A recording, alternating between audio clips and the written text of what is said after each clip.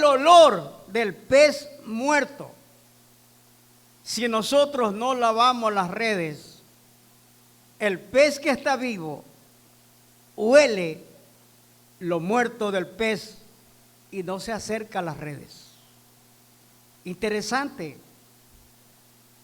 Y luego vi que comenzaban a coser las redes porque un pez había pasado por allí y se había roto una pequeña abertura. Y volví a preguntarle si las redes eran grandes, ¿por qué se preocupaban por un huequito tan pequeño? Y me dice, amigo, usted no sabe que cuando las redes tienen muchos peces y si hay un hueco pequeño, el poder y la grandeza de los peces hace que ese hueco pequeño se expanda y se haga más grande.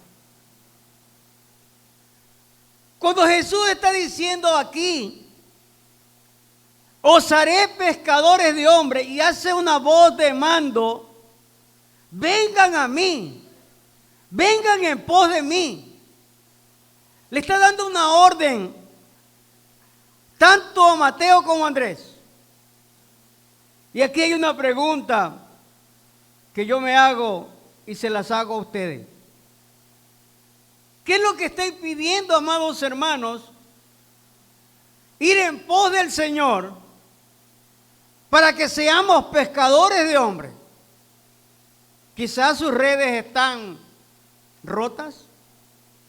Quizás sus redes están oliendo a algo que no debe oler. Y aquí podemos poner esta pregunta. ¿Será el pecado? ¿Será el pecado que está impidiendo que nosotros vayamos en pos del Señor para ser pescadores de hombres? ¿El resentimiento? ¿La amargura? ¿La distensión? ¿El pleito? ¿Qué es lo que está impidiendo que nosotros seamos pescadores de hombres o vayamos en pos del Señor para que nos adiestre? El libro de Isaías, capítulo 55, versículo 1, dice lo siguiente. Isaías 55, 1, dice así. Venid, todos los sedientos, venid a las aguas, aunque no tengáis dinero, venid, comprad y comed, venid, comprad sin dinero y sin pagar vino y leche. ¿Qué es lo que está diciendo aquí Isaías y el Señor en su palabra, hermano? El Señor no nos está pidiendo cuánto tienes, qué tienes, qué es lo que posees. El Señor no nos está pidiendo nada de eso. El Señor solamente nos está dando una bienvenida. Vengan, vengan a mí. Todos los que están sedientos, vengan, tranquilos. Yo les voy a dar de beber, les voy a dar de comer. No les voy a cobrar nada. Hoy en día ya no se predica el evangelio como se debería de predicar. Hoy en día están predicando un evangelio diferente al que predicó Jesús. Se está predicando un evangelio de prosperidad. ¿Quieres ser prosperado? Entonces ven, tienes que dar tanto, tienes que poner tanto y allí tú vas a ser prosperado. Pero aquí estamos viendo otro mensaje del Señor. Vengan, yo les voy a dar agua, les voy a dar de comer, yo les voy a dar, yo no les voy a pedir. Jesús es claro. Y Él dice en su palabra, vengan a mí todos los que están trabajados, cargados, cansados, que yo los haré descansar. También Jesús dijo, en el mundo tendréis aflicciones, pero tranquilo, confíen que yo ya vencí al mundo. Jesús dijo estas palabras también: pedid y se os dará, buscad y hallaréis. Pero también dijo: no están recibiendo porque están pidiendo mal. Pidan bien, no pidan mal. Y el Evangelio de la Prosperidad está enseñando a la iglesia a pedir mal.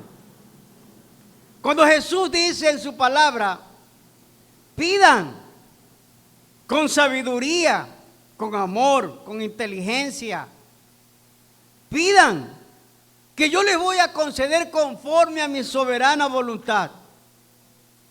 El salmista en el Salmo 118, versículo 25, dice lo siguiente.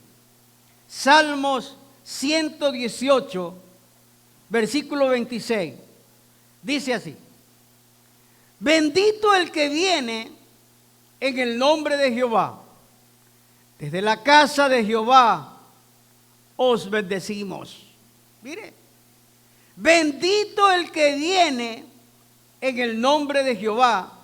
Desde la casa de Jehová os bendecimos. ¿Quién era el que venía? Jesús. Jesús vino a predicar el Evangelio y enseñar a los discípulos por 3 años.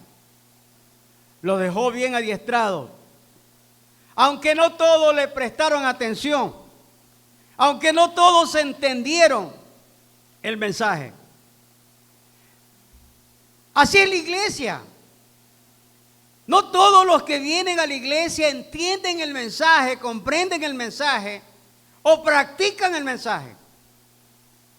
En el tiempo de Jesús había muchas cosas que Jesús siempre se quedaba allí preguntándose.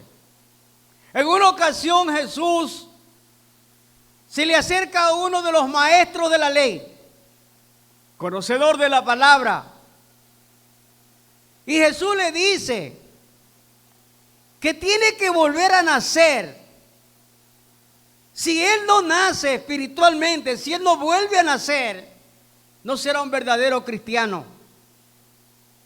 Y el maestro de la ley le pregunta: maestro, ¿cómo es eso?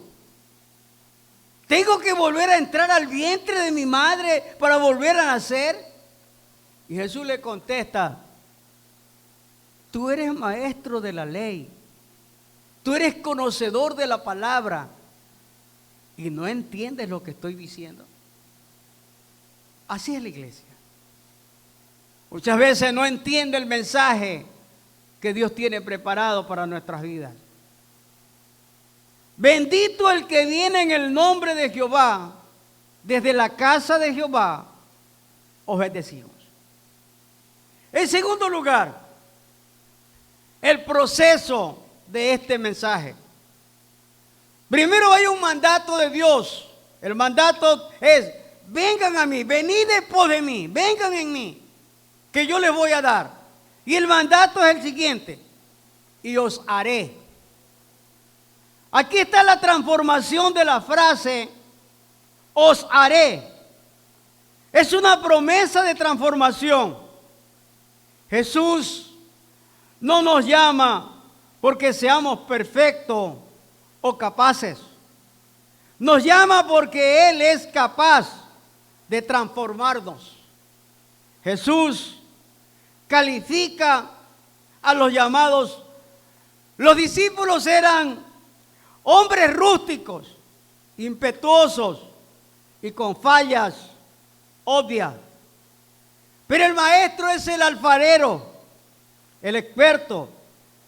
Debemos pasar por un proceso continuo.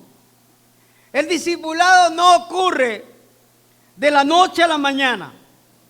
Cuando Jesús dice os haré, está en un tiempo verbal que implica un proceso continuo. Él sigue trabajando en tu carácter. Él sigue trabajando en tu paciencia. Él sigue trabajando en tu fe. Cada día debe haber una disposición, debe haber una dependencia absoluta. Tu crecimiento, amado hermano, ese crecimiento espiritual no depende de tus fuerzas, sino de tu permanencia al lado del Maestro. Si tú permaneces al lado de Él, tú vas a aprender, vas a conocer. Por eso el Señor Jesús y también el proverbista nos hace una declaración única. Dime, ¿con quién vas? ¿A dónde vas? O dime con quién andas y te diré quién eres. Dime con quién caminas. Dime con quién andas y te enseñaré lo que verdaderamente quiero que conozcas. Debe haber entonces una dependencia en cada una de nuestras vidas. Si caminamos cerca de Él, la transformación será inevitable, amado hermano. El apóstol Pedro tuvo ese proceso en su vida. Tuvo esa transformación. Lo dice en su primera carta, primer libro de Pedro, capítulo 1, versículo 13 al 16. Dice lo siguiente. Recordemos que Pedro lo había negado a Jesús. Recordemos que Pedro le dice: Maestro, yo estoy dispuesto a dar mi vida por ti. Maestro, ¿cuántas veces tengo que perdonar a mi hermano? 7 veces. Recordemos que Pedro había estado con Jesús, pero asimismo Pedro lo había negado y Pedro también había hecho cosas que no le agradaban al Señor. Pero aquí Pedro lo vemos transformado, cambiado. Aquí vemos otro Pedro, ya no un impetuoso. Ya no vemos al Pedro que tenía una navaja y le cortó la oreja de Michael. Ya no lo vemos ahí a Pedro. Miren lo que dice Primera de Pedro, capítulo 1, versículo 13 al 16. Por tanto, ceñid los lomos de vuestro entendimiento. Sed sobrios y esperad por completo en la gracia que os traerá cuando Jesucristo sea manifestado.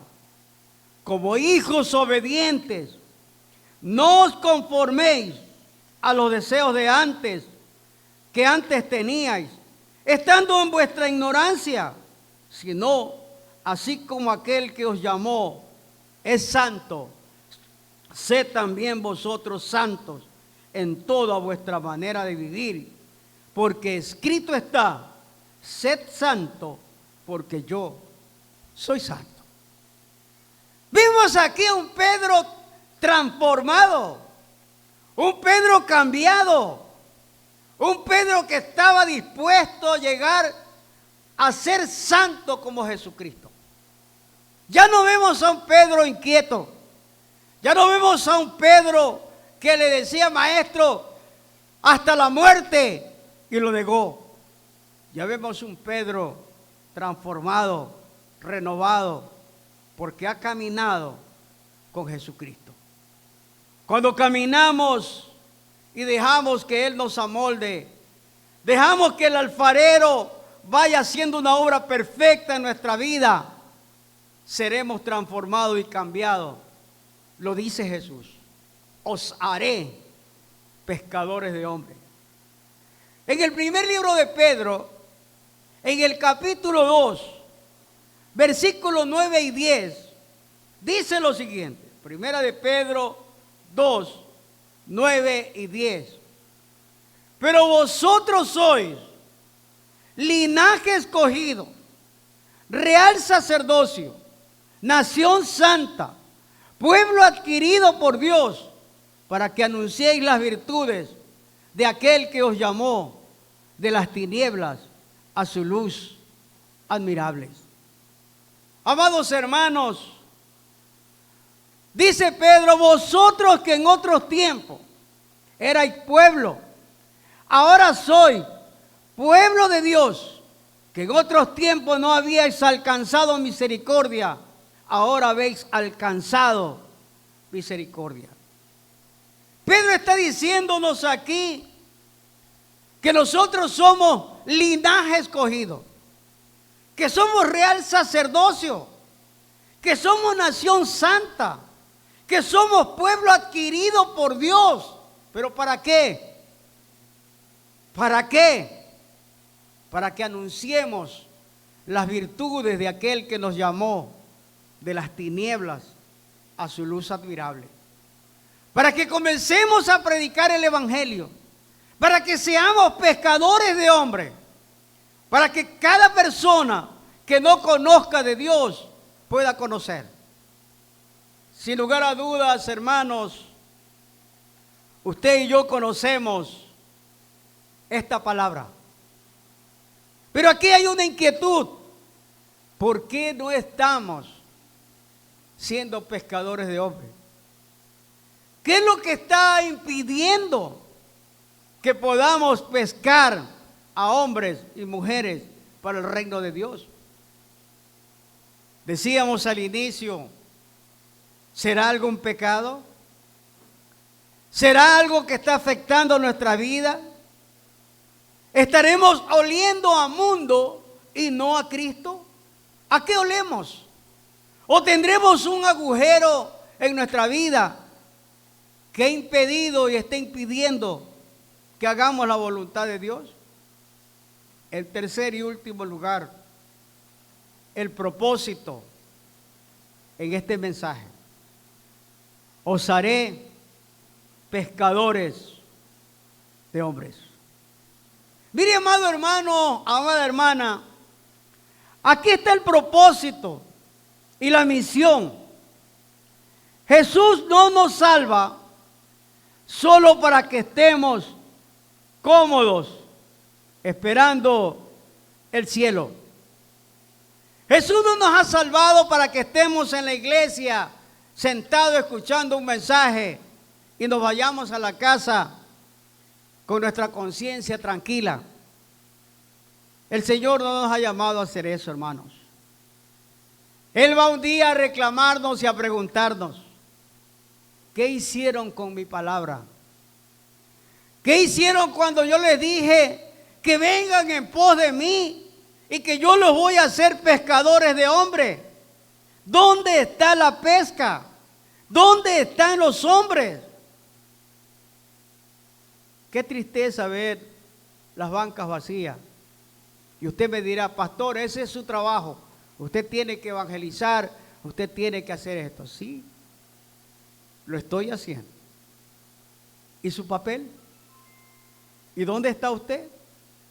Usted también es parte de la iglesia. Usted tiene sus vecinos. Usted tiene su familia. Tiene hermanos. ¿Los está evangelizando? Dios nos salvó, hermanos, para que nosotros tengamos una misión urgente. Lo hermoso de esta analogía es que Jesús usó lo que ellos ya sabían hacer para explicarles su nuevo trabajo, su nuevo propósito, redirigir sus talentos. Ellos sabían pescar peces, sacar de la vida para que esos peces mueran, sacarlo del agua que estaban vivos a esos peces para que mueran. Ahora les dice Jesús, pescarán hombres, sacarán de la muerte espiritual a los hombres y a las mujeres para que ellos permanezcan en vida eterna. Eso es lo que estaba diciendo Jesús. Os haré pescadores de hombres. Ya no quiero que pesquen peces, que los saquen esos peces vivos y se mueran. Quiero que busquen personas que se están muriendo espiritualmente y los salven a través de mi palabra. Tu historia y tu voz para la gloria de Dios. El campo es el mundo. La pesca requiere paciencia y esfuerzo, trabajo en equipo y sobre todo ir a donde están los peces. La iglesia no es un acuerdo para exhibir peces, es un barco de rescate. Debemos tener pasión por las almas perdidas. Un verdadero seguidor de Jesús, tarde o temprano, desarrolla el deseo de ver a otros sobre los pies de Cristo. Otros que sean libres y salvos. Amado hermano, amada hermana, el llamado de Mateo 4:19 sigue siendo vigente hoy. Sigue estando vigente. El mismo llamado de la época de Jesús. Vengan en pos de mí y os haré pescadores de hombres. Ese mismo llamado está vigente hoy. ¿Qué vas a hacer con el llamado? ¿Lo vas a pasar por alto? ¿Vas a dejar que el pastor siga predicando? Mire, hermano, podríamos hacer una campaña al aire libre, pero yo solito no lo puedo hacer, hermano. Necesitamos allá afuera preparar una plataforma, sacar los parlantes, los micrófonos, los instrumentos, la alabanza y qué sé yo. Es un trabajo de equipo. Necesitamos que la iglesia esté unida. Si la iglesia no está unida, no podremos hacer una obra de evangelización en este lugar. Hace unos meses atrás, creo que el año pasado, había una propuesta de una hermana de conseguir unos megáfonos para salir a predicar el evangelio. Tuvimos esa idea y comenzamos a recoger fondos para comprar unos megáfonos. Pero no pudimos llegar a la meta. Después tuvimos que usar esos fondos para comprar unas hojas de zinc que estaban faltando atrás porque estaba mojándose la parte de atrás. Pero si la iglesia se uniera, si la iglesia fuera con este respaldo del Señor y de su palabra, de pescar hombres y mujeres que necesitan, que se están muriendo espiritualmente en el vicio de la droga, del alcohol, de la promiscuidad y de tantas cosas que el enemigo ha puesto, Dios obraría y haría una obra perfecta. Él quiere que tú seas moldeado. Él quiere que tú moldees tu carácter. Dios quiere que seamos ganadores de alma, mostrando la más alta sabiduría que Dios nos ha dado. El proverbista en Proverbio 11, versículo 30 dice lo siguiente. Proverbios 11:30 dice: el fruto del justo es árbol de vida, y el que gana almas es sabio. Repito este pasaje. Proverbios 11:30. El fruto del justo es árbol de vida, y el que gana almas es sabio. ¿En cuál de estos dos estás tú, amado hermano? Amada hermana. ¿Eres sabio? ¿Estás dando fruto? Jesús dijo estas palabras: separado de mí nada puedes hacer. Pero también dijo otra palabra: yo soy la vid verdadera, mi Padre es el labrador, ustedes son los pámpanos. Todo pámpano que no da fruto será cortado y será echado, porque separado de mí nada podéis hacer. Daniel capítulo 12, versículo 3, dice lo siguiente.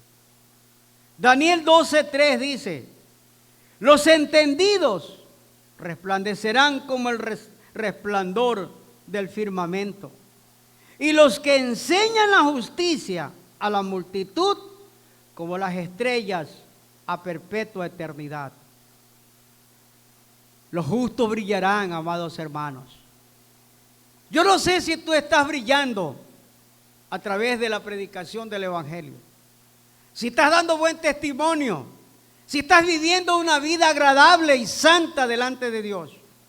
Pero Daniel nos anima: los entendidos resplandecerán como el resplandor en el firmamento, y los que enseñan la justicia a la multitud como las estrellas a perpetua eternidad. Adiestrados por Cristo con un llamado nuevo. Si estamos adiestrados por Cristo, vamos a ver este llamado que el Señor nos dice. Mateo 4:19, y les dijo: venid en pos de mí y os haré pescadores de hombres. El verdadero cristiano sacrifica sus derechos y sus privilegios personales por hacer la voluntad de Dios. Y aquí entra una parte interesante. Jesús dijo una vez estas palabras: sacrificio no quiero. Pero aquí estamos hablando de otro sacrificio que es agradable delante de Dios. Primera carta a los Corintios, capítulo 9, versículos 19 y 20. Primera carta a los Corintios 9, 19 y 20. Dice así: por lo cual, siendo libres de todos, me he hecho siervo de todos para ganar a mayor número. Me he hecho a los judíos como judío para ganar a los judíos. A los que están sujetos a la ley, aunque yo no esté sujeto a la ley, como sujeto a la ley, para ganar a los que están sujetos a la ley. ¿Qué es lo que está diciendo Pablo, hermano? Pablo se adaptaba. Pablo penetraba en las áreas donde no era accesible un judío o un predicador. Y a veces nosotros nos imaginamos: no, es que allá no voy porque allá el barrio es malo, porque esta zona es mala, yo allá no voy. Qué tristeza es saber. En el mes de julio se va a graduar una nueva promoción de bachilleres teológicos. Creo que van a salir unos 60, 80 nuevos líderes teológicos. Lo triste, amados hermanos, lo triste, y aquí lo hablo con experiencia, lo triste es que esos 30 y esos 80 o 60 siervos que van a salir no van a ir a predicar a iglesias que recién están creciendo o iglesias en lo más lejano de nuestro país. Ellos van a ir a iglesias ya formadas. Y lo primero que van a preguntar: ¿cuánto me van a pagar? ¿Cuánto voy a recibir? Yo tengo que recibir el sueldo básico mínimo para ir a una de esas iglesias. Y si la iglesia pasa de 2,000 miembros, 500, 600 miembros, entonces mi sueldo tiene que ser más. Mire, amado hermano, qué tristeza. Yo recuerdo esto cuando el Señor me llamó al ministerio. Dios tuvo un trato conmigo personal en ese llamado. La iglesia en la que yo estaba asistiendo no apoyaba al liderato de los hermanos que querían prepararse. Es decir, no había esa ayuda, la iglesia no colaboraba, no ayudaba. Entonces tuve que aventurarme para entrar al ministerio.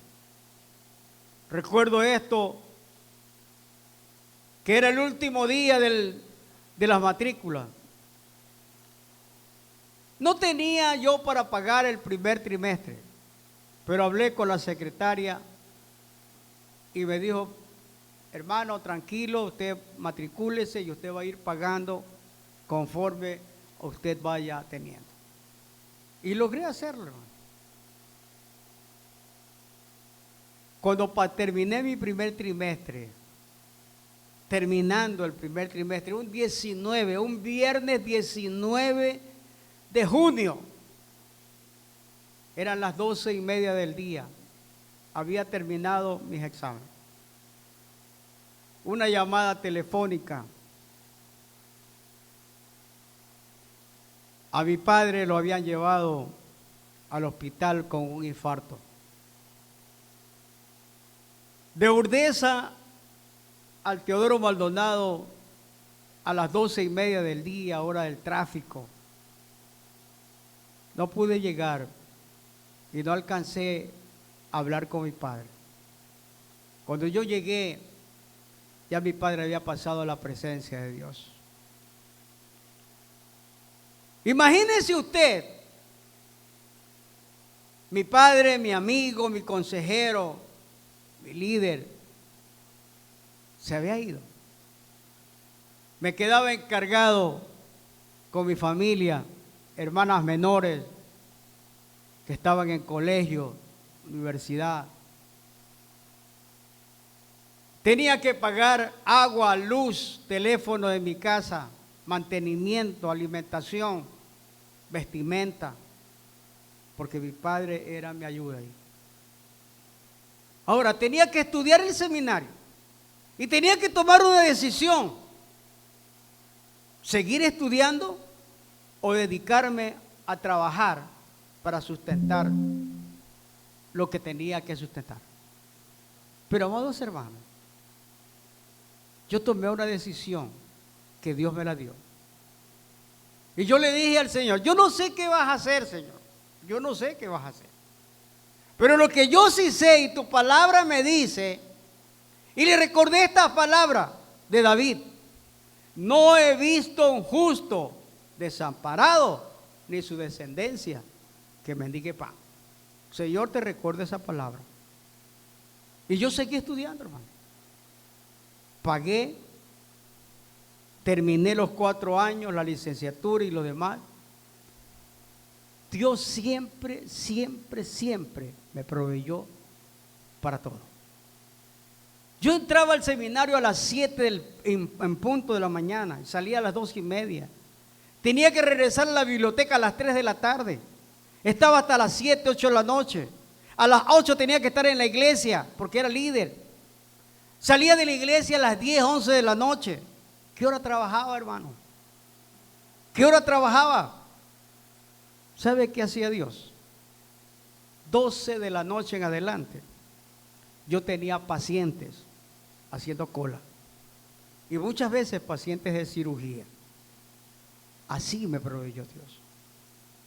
Tomé la decisión. Tú me llamaste, Señor.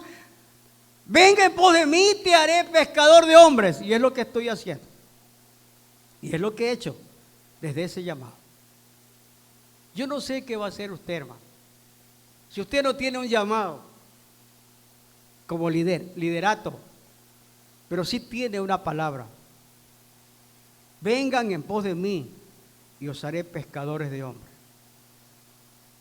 El mismo Evangelio de Mateo nos dice que el Señor, haciendo una referencia a los discípulos, para cada uno de ustedes, Mateo 28, 19 y 20.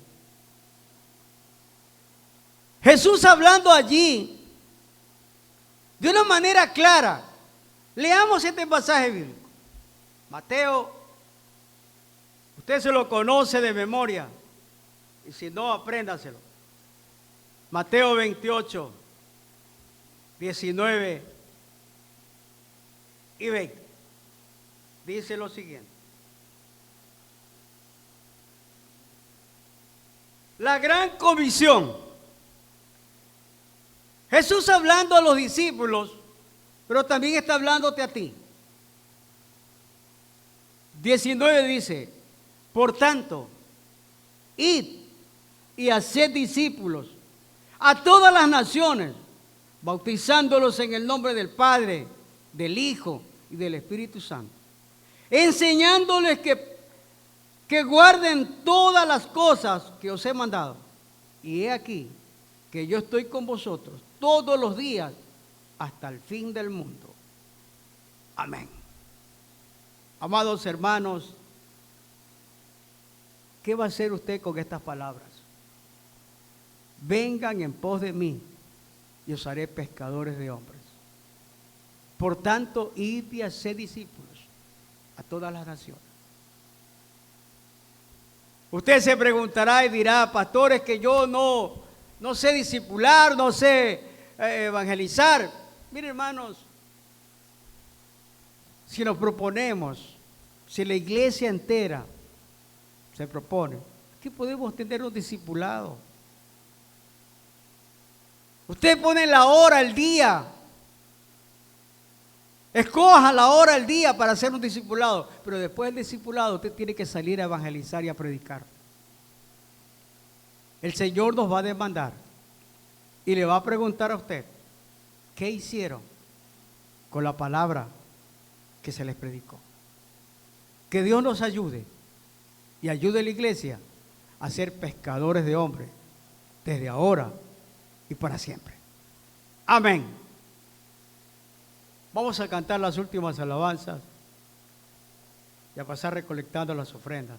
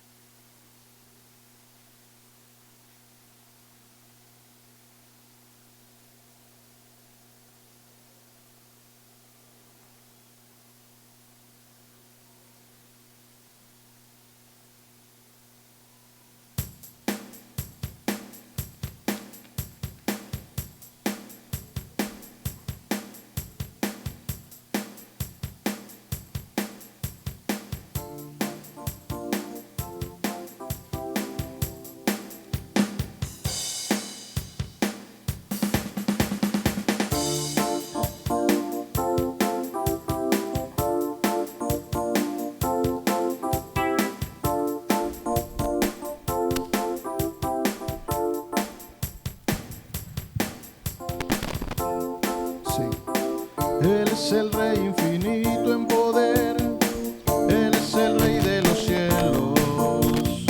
Seré para Él siervo fiel, pues mi vida compró con su amor. Él es el Rey, lo confiesa mi ser, Él es el Rey de los siglos. Mi vida la rindo a sus pies, Él es Rey sobre mi corazón. Él es el Rey, Él es el Rey. Él es el Rey, Él es el Rey. Reina con autoridad, su reino eterno es, su trono el cielo es. Él es el Rey que viene a su pueblo a llevar.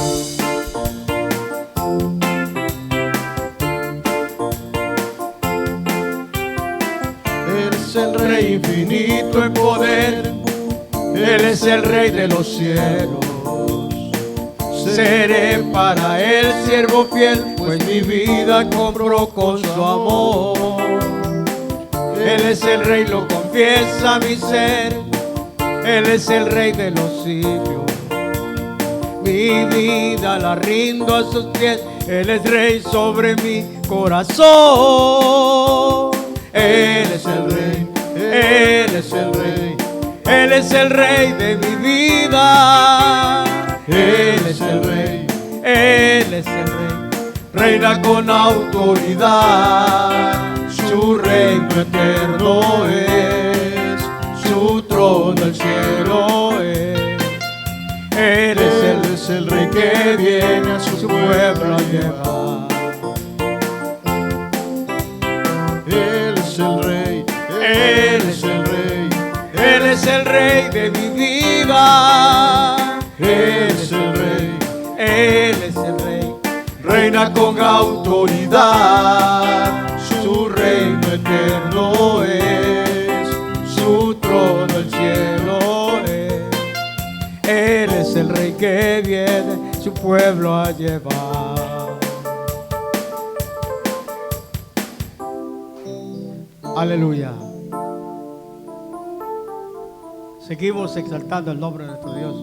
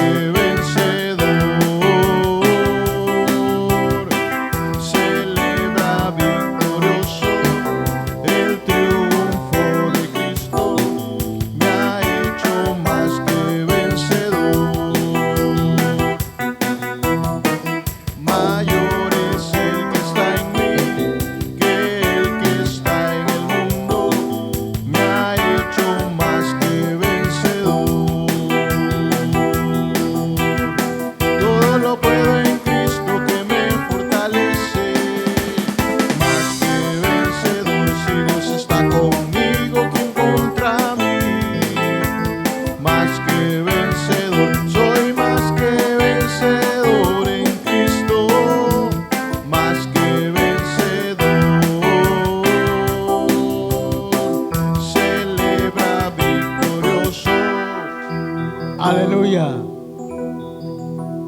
Cantamos la última alabanza. Decirle al Señor: mejor es un día en la casa de Dios que 1000 años lejos de Él.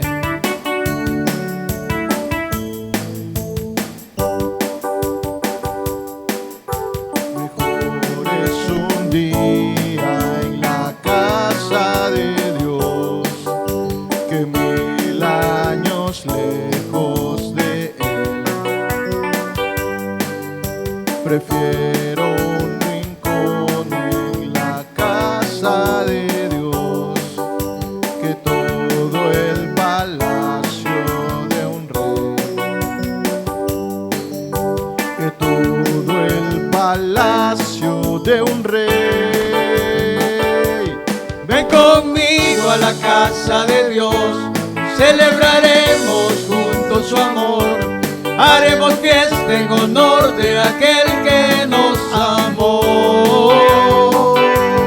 Estando aquí en la casa de Dios, alegraremos su corazón, le brindaremos ofrendas de obediencia y amor. En la casa de Dios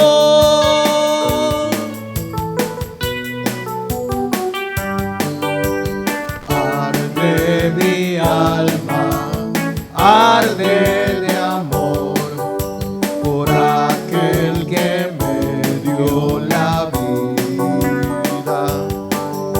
Por eso le anhela mi corazón, anhela de su compañía,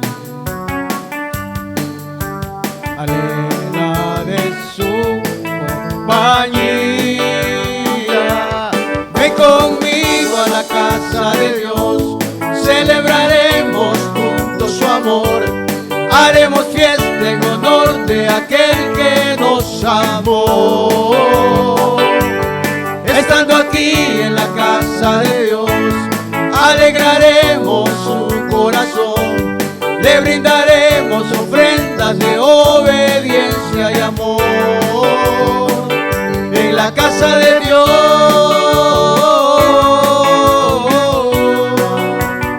en la casa de Dios,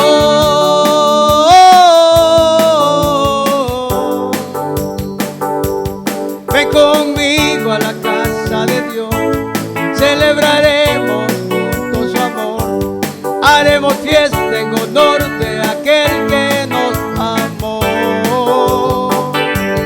Estando aquí en la casa de Dios, alegraremos su corazón, le brindaremos ofrendas de obediencia y amor. En la casa de Dios,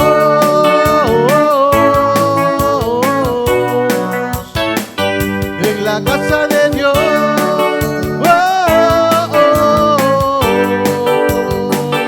en la casa de Dios. Mejor es un día en la casa de Dios que 1000 años fuera de Él. Damos gracias a Dios por la iglesia. Damos gracias a Dios por nuestros hermanos. Creo que si no me falla la vista, estoy viendo allí a mi hermana Teresa. ¿Sí? ¿Mi hermana Teresa? Sí, gloria a Dios. Bienvenida, hermana Teresa. Allá también atrás está un joven. Vamos a orar por los hermanos, por los que no están viniendo y por los hermanos que han venido. Oramos, hermano. Soberano Señor, una vez más nos acercamos ante tu trono. Gracias por la vida. Gracias por tu fidelidad, tu amor y tu misericordia. Señor, te ruego de una manera especial que tú bendigas en la vida de mi hermana Teresa, su esposo, mi hermano Humberto. Señor, que tú lo bendigas grandemente, que tú suplas sus necesidades. Abra las ventanas de los cielos, derrames bendiciones sobreabundantes en su vida. Si están enfermos, que pongas tu mano santa, tu mano poderosa, tu mano de alivio. Gracias por la fidelidad tuya en nuestras vidas, Señor. Gracias por cada hermano reunido el día de hoy aquí. Te rogamos por los hermanos que no vinieron, Señor, por aquellos que decidieron quedarse en sus hogares, por los que están enfermos, que pongas tu mano santa, tu mano poderosa. Acompáñanos a nuestros hogares con tu cuidado, con tu bendición, con tu protección. Y Señor, que en el inicio de esta nueva semana nos acompañes a cada uno de nosotros. A los hermanos que no tienen fuente de trabajo, sé proveyéndole fuente de trabajo. A los que están enfermos, pon tu mano santa, tu mano poderosa. Gracias, Señor. Te lo rogamos en el nombre de Jesús. Amén. Amén. Dios bendiga sus vidas, hermanos. Bendiciones.